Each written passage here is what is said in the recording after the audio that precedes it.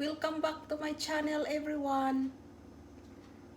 Today I will show you how to make zucchini quiche without any crust. And I have here 8 eggs, half a cup Parmesan cheese, and half a cup old cheddar cheese. And this is grated zucchini. I squeezed the juice. This is 7 cups grated zucchini, and half a cup of green onions, a quarter cup of flour, a quarter cup of whole wheat flour, 1 teaspoon salt, and ground, this is whole black pepper, but I can ground it after. To start whisking the eggs,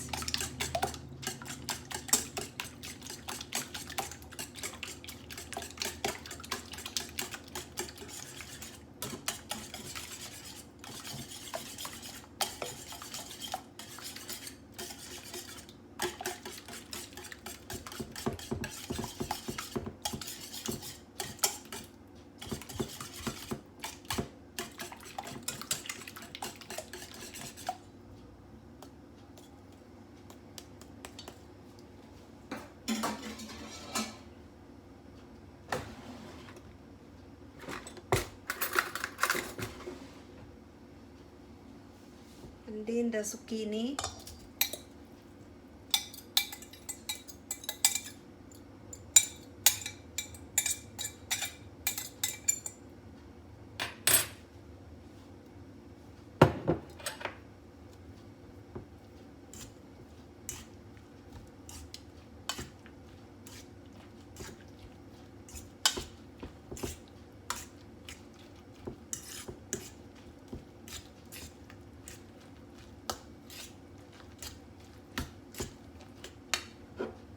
The cheese,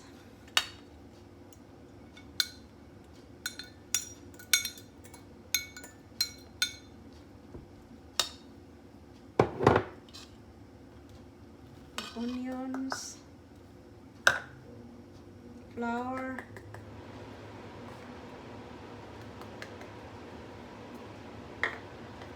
salt, mix it all together.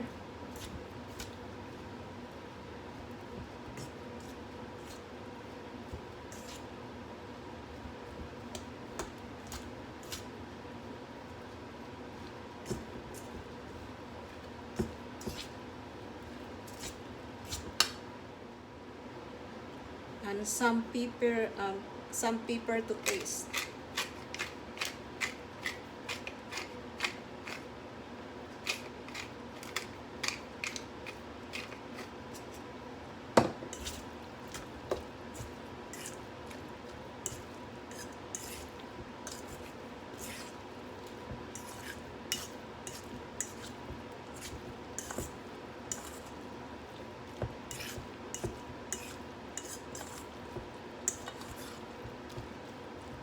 Put this in a pie plate.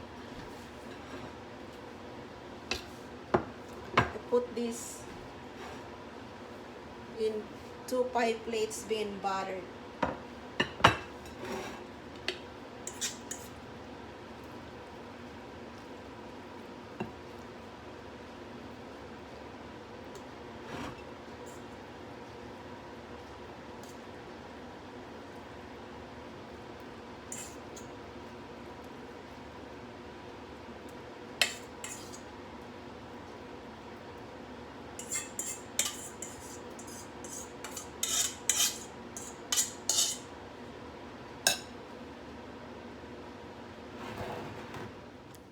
Turn the oven for 400 degrees.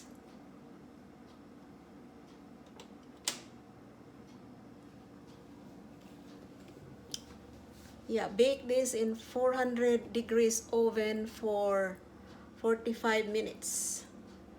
So see you in 45 minutes.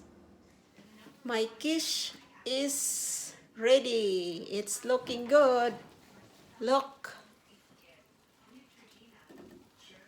Gonna take it out from the oven. These are all my quiche. I made it in 2 pie plates. I'm just gonna, it's looking good.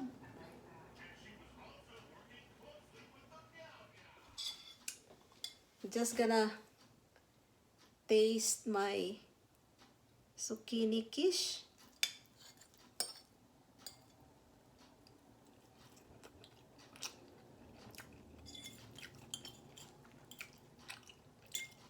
It's yummy. Very delicious.